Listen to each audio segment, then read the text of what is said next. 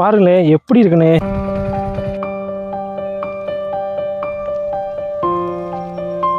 என் இடுப்பு உயரத்துக்கு மேலே இருக்கு.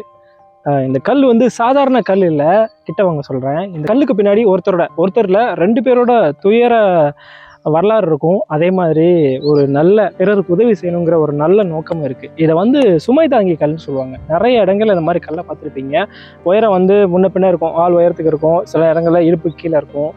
ஆனால் இந்த மாதிரி இருக்கும், 2 கல் தூண் மாதிரி கொடுத்து அதுக்கு மேலே ஒரு பெரிய ஸ்லாப் போட்டிருப்பாங்க. இதை சுமை தாங்கி கல்னு சொல்லுவாங்க.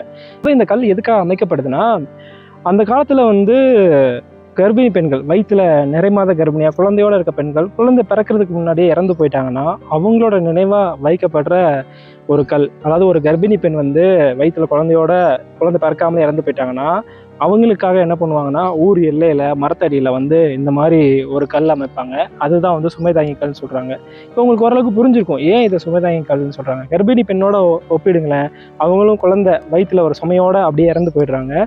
ஸோ அவங்களோட நினைவாக அவங்களுக்காக வைக்கப்படுற கல்னால இதுக்கு வந்து சுமைதாங்கி கல்னு சொல்கிறாங்க. இது ரொம்ப வித்தியாசமாக ஒரு சவுண்டு கேட்குது, ஆள் உயரத்துக்கு இருக்குது. இதுக்கு இன்னொரு நோக்கமும் இருக்குது. அதாவது என்னன்னா, பிறருக்கு உதவி செய்யணுன்ற நோக்கம். இன்றைக்கி நம்ம வந்து ஒரு இடத்துலேருந்து இன்னொரு இடத்துக்கு போகிறதுக்கு வந்து நிறைய டிரான்ஸ்போர்ட் வசதி இருக்குது. கூட்ஸ் டிரான்ஸ்போர்ட்டுமே ஈஸி ஆயிடுச்சு. ஆனால் அன்றைக்கி என்ன பண்ணுவாங்கன்னா, வண்டியில் எடுத்துகிட்டு போவாங்க. வண்டி இல்லாதவங்க தலை மேலே ஏற்றி தான் சுமையெல்லாம் கொண்டு போவாங்க ஒரு ஊர்லேருந்து இன்னொரு ஊருக்கு. அப்படி ஒரு ஊரில் இருந்து இன்னொரு ஊருக்கு சுமையை தூக்கிட்டு போகும்போது டயர்டாயிரும் கண்டிப்பாக. அப்போ என்ன பண்ணுவாங்க, அங்கங்கே ரெஸ்ட் எடுப்பாங்க.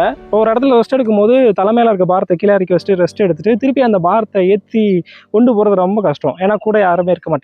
அப்படி இருக்கும்போது அந்த இடங்கள்ல அவங்களுக்கு உதவி செய்யறதுக்காக அமைக்கப்பட்டது தான் இந்த சுமைதாங்கி கல்னு சொல்லுவாங்க. இப்போ இந்த சுமைதாங்கி கல் பெரும்பாலும் வந்து பார்த்தீங்கன்னா ஊர் ஓரமாக, ஊரோட பெருவழி பாதைகள், அதாவது எங்கெல்லாம் வந்து வணிகர்கள் நடந்து போவாங்களோ அங்கெல்லாம் அமைக்கப்பட்டிருக்கும். குறிப்பாக மரத்தடியில் அமைக்கப்பட்டிருக்கும்.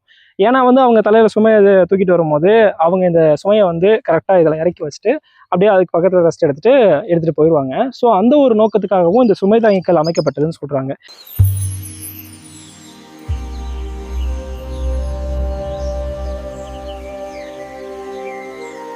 மொத்தத்தில் இந்த சுமைதாங்கிகள் அமைக்கப்பட்டதுக்கான காரணம் என்னன்னா, ஒரு கர்ப்பிணி பெண் அவங்க வயிற்றுல இருந்த குழந்தை ஒரு கர்ப்பிணி பெண் வயிற்றுல இருந்த குழந்தைய வந்து பிறக்காமலே அந்த சுமையோடய இறந்து போயிட்டாங்க. ஸோ அந்த கர்ப்பிணி பெண்ணோட துயரம் வந்து பிறரோட சுமையை குறைக்கிறதுக்கு உதவி பண்ணியாச்சும் அந்த துயரம் கொஞ்சம் குறையட்டும் அப்படின்ற நோக்கத்துக்காக தான் அவங்களோட நினைவாக வந்து இந்த கல்லை வச்சுருக்காங்க. இந்த கல் வந்து காலப்போக்கில் வணிகர்கள் அவங்க பொருட்கள் தூக்கிட்டு போகும்போது அவங்களுக்கு பயன்பட்டுட்டு இருந்திருக்கு. இதுதான் வரலாறு. இந்த சுமைதாங்கி கற்கள் வந்து ஒரு காலத்துல வந்து சர்வசாதாரணமாக ஊரோரங்கள்ல பார்க்க முடிஞ்சுது. ஆனால் இன்னைக்கு ரொம்பவே அரிதாயிருச்சு. இப்போ இந்த கல் வந்து பார்த்தீங்கன்னா ரொம்ப புதர் மண்டி, ரொம்ப பார்க்கவே பூரான கண்டிஷன்ல இருக்கு. இந்த கல் எங்க இருக்குன்னா, சரியா விருதுநகர் பக்கத்துல பொட்டல்பட்டின்ற கிராமத்துல இருந்து, பொட்டல்பட்டியிலிருந்து விருதுநகருக்கு போற ஒரு ட்ரங்க் ரோடு, அதாவது பெருவழி பாதைன்னு சொல்லுவாங்க. இந்த ரோடு வந்து ஒரு காலத்துல வந்து விருதுநகருக்கு போறதுக்கான முக்கியமான ஒரு பெருவழி பாதையா இருந்துன்னு சொன்னாங்க. இந்த ஊர்ல இருந்து விளைபொருட்களை விருதுநகர் சந்தைக்கு எடுத்துட்டு போறதுக்காக இந்த சாலையை நடைவழி பாதையா பயன்படுத்தியிருக்காங்க. ஸோ அதெல்லாம் வச்சு பார்க்கும்போது அப்படி நடந்து போன வணிகர்களுக்கு, விவசாயிகளுக்கு அவங்களோட சுமையை இறக்கி வைக்கிறதுக்கு பயன்பட்டுருக்கலாம் அப்படின்னு தெரிஞ்சுக்க முடியுது. சில இடங்கள்ல பார்த்தீங்கன்னா இன்னைக்கு தமிழ்நாட்டில் ஒரு சில இடங்கள்ல இந்த மாதிரி சுமைதாங்கிகள் அங்கங்கே காணப்படும்.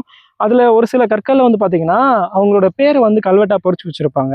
எந்த கர்ப்பிணி பெண் இறந்தாங்களோ அவங்களோட பேரையை வந்து பொறிச்சு வச்சு அவங்களோட விபரங்களையும் போட்டிருப்பாங்க. ஆனால் இந்த சுமைதாங்கிகளில் பார்க்கும்போது அப்படி எதுவுமே இல்லை.